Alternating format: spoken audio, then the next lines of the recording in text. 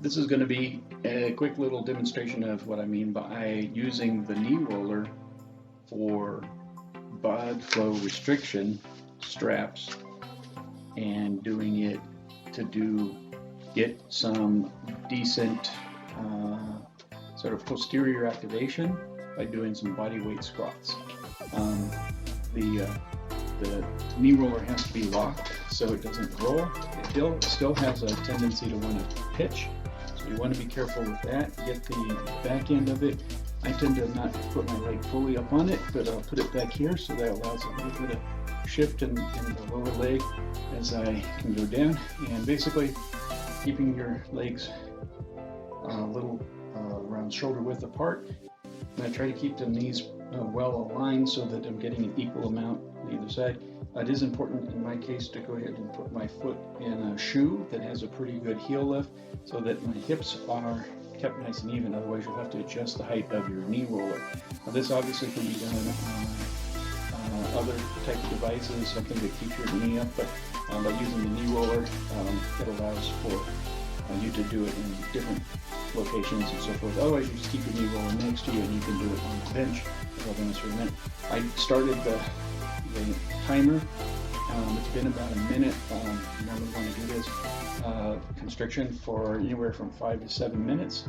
Normally they have you do sets of 30, then 15, then 15, then 15. You can use that protocol, or you can just basically do sets of 20 or so forth as needed. There hasn't been any evidence one way or the other. That's just one that's been used in studies. So basically, squatting down, trying to keep your butt in a good position, just like you would with normal.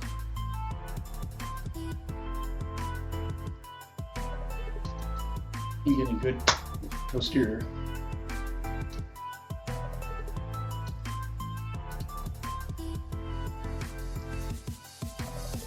It's 10, and then again, you're going to see from the front how it's positioned so that I can try to keep this nice and aligned. You won't be able to drop your butt back as much, but you do try to get as much butt dip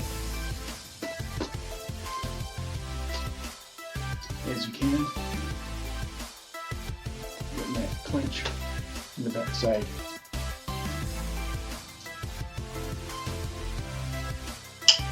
Again, you can try to use other things, like I have a bench that's here, roughly the same height. And again, you go down and back, as long as it's a good and stable bench. Always keeping the knee roller around you so that you can safely do this. You can try to do it with the knee roller in this position, giving your hand place to you don't feel comfortable. However, I found it was a little bit wonky trying to do it that way. So I hope that helps with one of the things you can do with blood flow restriction bands and the knee roller as a support. Other exercises, got a weight on the non-casted leg. Basically, again, the protocol would be normally 30 reps, a 1 minute rest, 30 reps, 1 minute rest, 30 reps, 30 reps, 1 minute rest, 15, 1 minute rest, 15, 1 minute rest, 15. So 3 times 15 and 1 times 30 reps. Again, not a lot of great literature that says that's better than any particular other. That's what's used in the research. So you could still do 3 by 20 or whatever your below max reps with the weight that you have on your leg. Again, heavy weight is not required for this with blood flow restriction. My cuffs are pumped up to roughly 40 to 50% of occlusion pressure. Occlusion is the pressure at which they block all blood supply. So I've already tested for that, and so right now they're roughly 300 milligrams.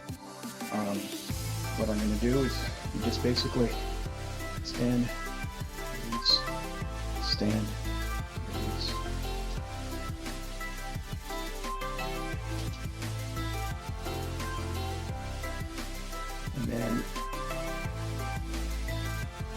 And that's 10 reps there. Again, normally I like to kind of be able to tell, so it feels like I could easily do the full 30. I don't do these to the point of failure. That's not really the point. The point is to get a good burn, which you will get because of the blood flow friction of the calf. By using a weight on the opposite leg, it gives a rest to the other, and you can just alternate these from the full set into the next. Now, as I said on the prior video, you could do the laying hamstring. I like doing these seated, and that way I can also get some core engagement without resting the foot on the ground in between each rep, because that'll engage my abs, which I need a lot of work on. You also can do work on the back of the legs with the hamstring. Again, making sure that you are completely locked. You can utilize your knee roller, giving you something to stabilize. Basically, from the toe without touching the ground, getting a good squeeze, and the weight of the chest should be sufficient to give you some decent resistance. Again, you can do these with straight body weight when you're not having a cast on. And again, on the leg with the weight, putting the foot on the knee roller.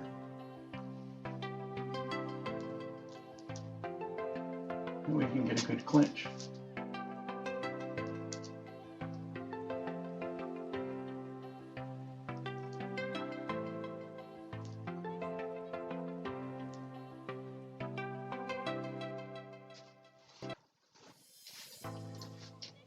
And again, you can do those while laying down on your stomach and bringing the leg up and out and up and out to get a slightly different feel on the back of the legs.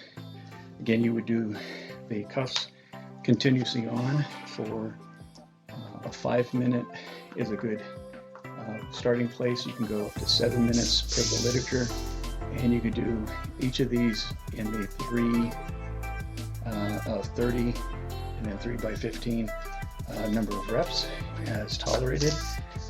If you're not used to the blood flow restriction, I would definitely recommend doing less sets initially and just kind of getting used to the feeling and developing a tolerance to the cuff being on.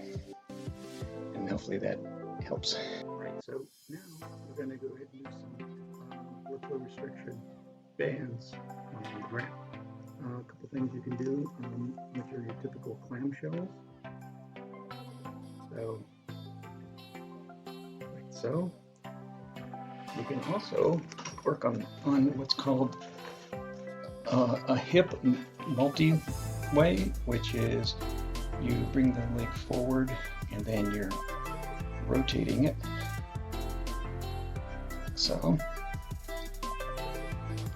and it's roughly a foot or so off the ground, so it's not way up here while you're doing it. It's roughly keeping the leg almost parallel to the ground, and then what you're doing is using your hip to rotate it. Then you can bring it back, now it's more straight in line, and then same thing, and you're going to get a slightly different movement pattern out of that. Another thing is from here, you could always do a straight leg.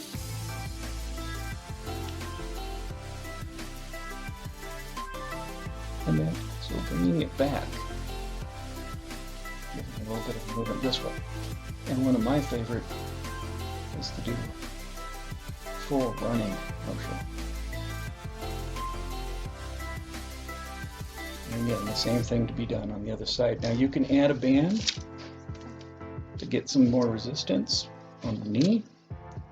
And then, of course, everybody knows all your core crunches and things like this. Now, there is some spillover effect between here and local muscles, but mainly for doing things such as flutter kicks is a good one. Just simple knee raises, alternating knee raises. Again, I have the weight on the other foot to counterbalance and be the equivalent of the splint. Do bicycles, you could do holds. You could even do bridges without putting any